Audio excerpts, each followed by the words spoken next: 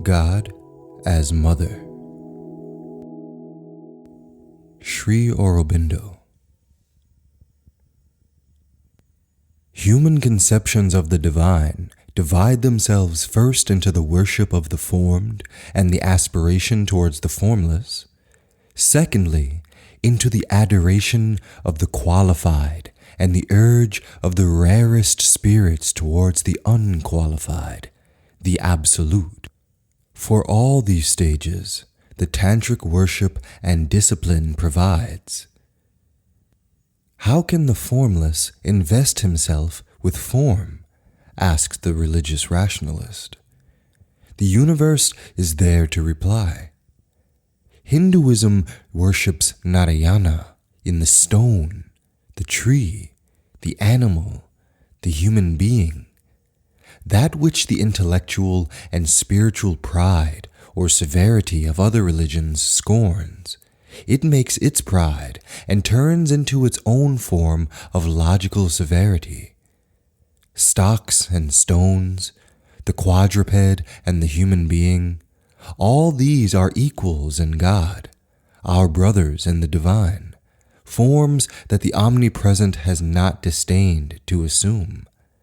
But beyond the material forms, there are others that are ideal and symbolic, but not less, if anything, more real, more full of divine power than any actual physical manifestation.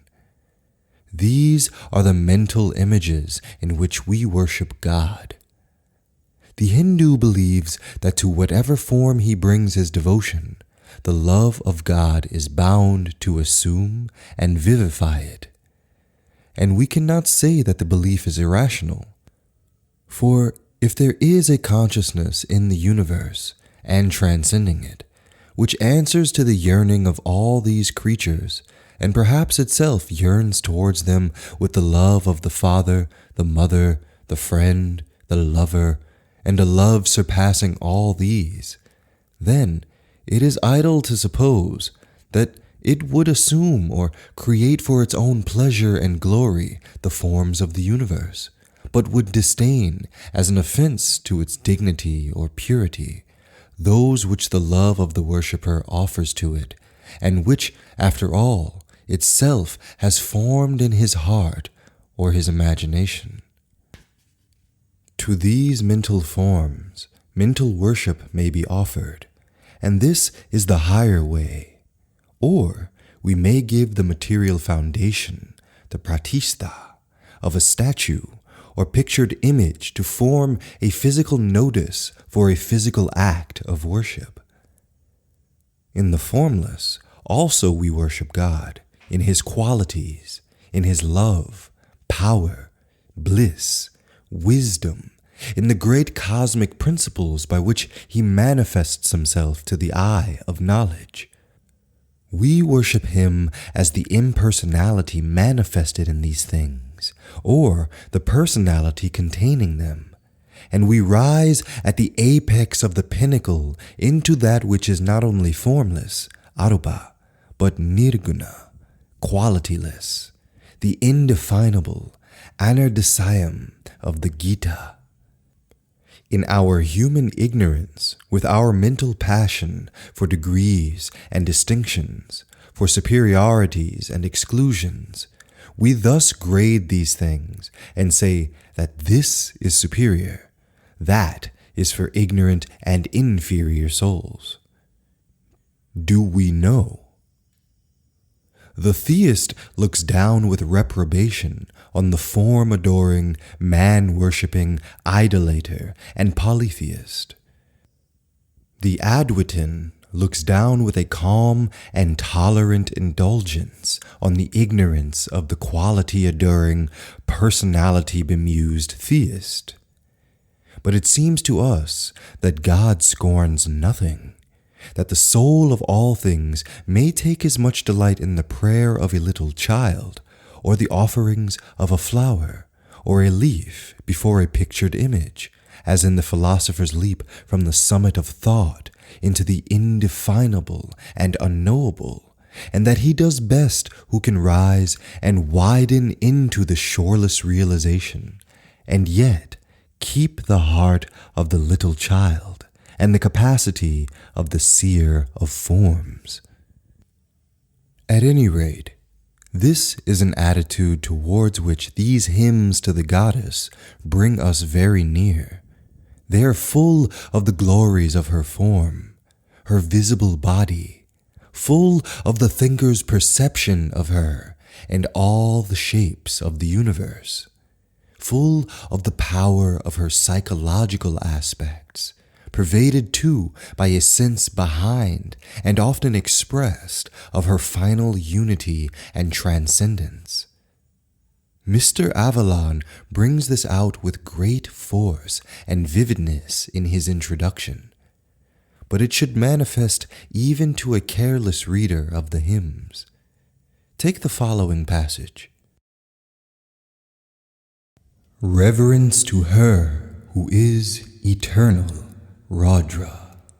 To Gora and Datri, reverence and again reverence. To her who is moonlight and in the form of the moon, to her who is supreme bliss, reverence forever.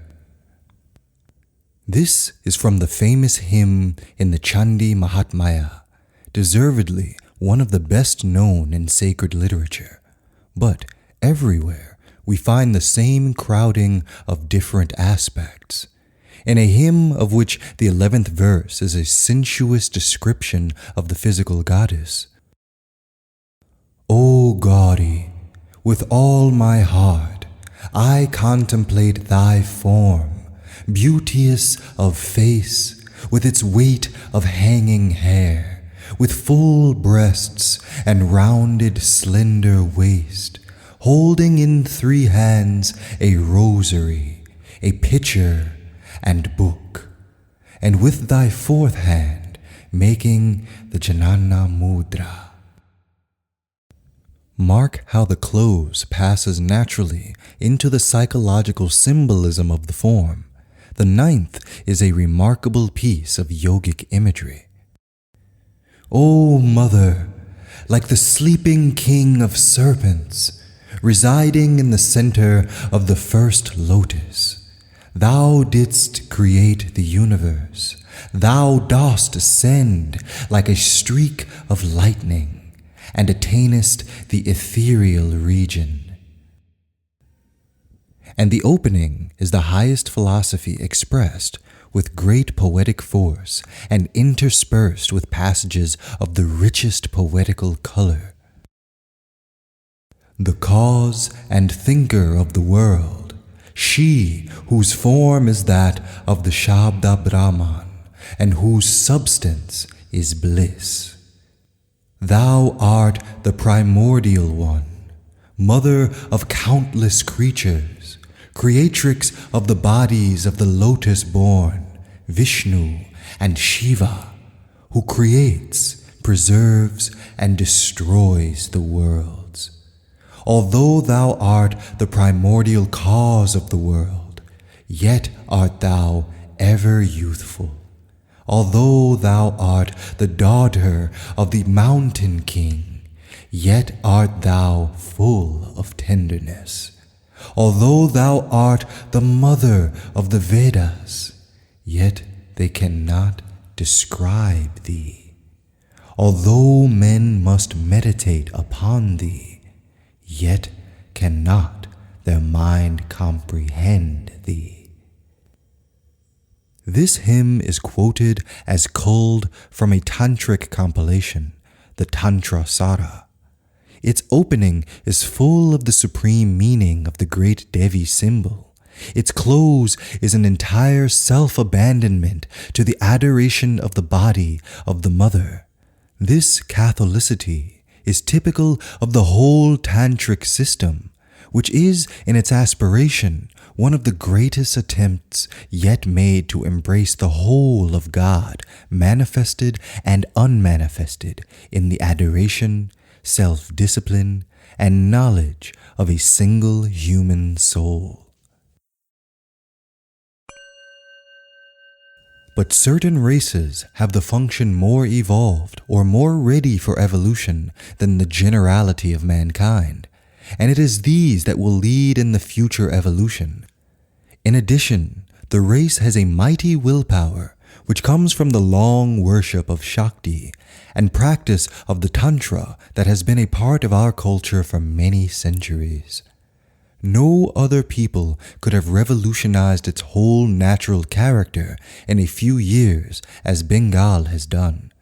The Bengali has always worshipped the divine energy in her most terrible as well as in her most beautiful aspects.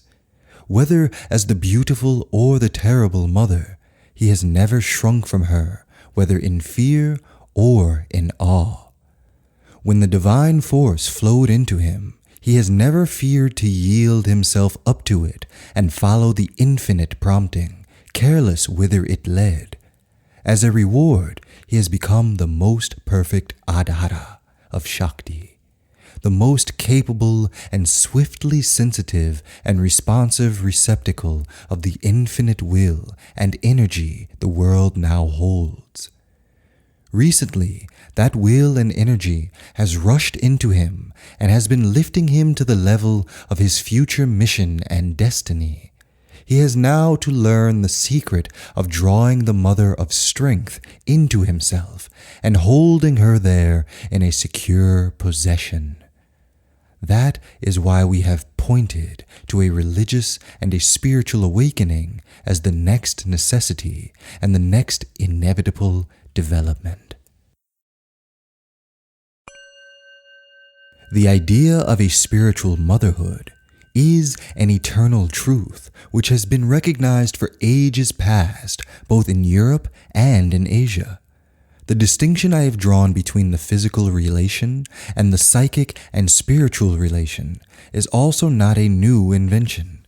It is an idea known and understood everywhere, and found to be perfectly plain and simple by all. The Divine Mother is the consciousness and force of the divine, which is the mother of all things. The Gita does not speak expressly of the Divine Mother. It speaks always of surrender to the Purushatma. It mentions her only as the Para Prakriti, who becomes the Jiva, that is, who manifests the divine in the multiplicity and through whom all these worlds are created by the Supreme, and he himself descends as the avatar. The Gita follows the Vedantic tradition, which leans entirely on the Ishvara aspect of the divine, and speaks little of the Divine Mother because its object is to draw back from world nature and arrive at the supreme realization behind it. The Tantric tradition leans on the Shakti or Ishvara aspect and makes all depend on the Divine Mother, because its object is to possess and dominate the world nature and arrive at the supreme realization through it. This yoga insists on both the aspects. The surrender to the Divine Mother is essential, for without it there is no fulfillment of the object of the yoga. In regard to the Purushatma, the Divine Mother is the supreme divine consciousness and power, and above the worlds, Adya Shakti. She carries the supreme in herself and manifests the divine in the worlds through the Akshara and the Kshara. In regard to the Akshara, she is the same Parashakti holding the Purusha immobile in herself, and also herself immobile in him at the back of all creation. In regard to the Kshara, she is the mobile cosmic energy manifesting all beings and forces. In all that is done in the universe, the divine through his Shakti is behind all action, but he is veiled by his Yoga Maya and works through the ego of the Jiva in the lower nature. In yoga also, it is the divine who is the sadhaka and the sadhana. It is his Shakti with her light, power, knowledge, consciousness, ananda, acting upon the adara, and when it is open to her, pouring into it with these divine forces that makes the sadhana possible. But so long as the lower nature is active, the personal effort of the sadhaka remains necessary.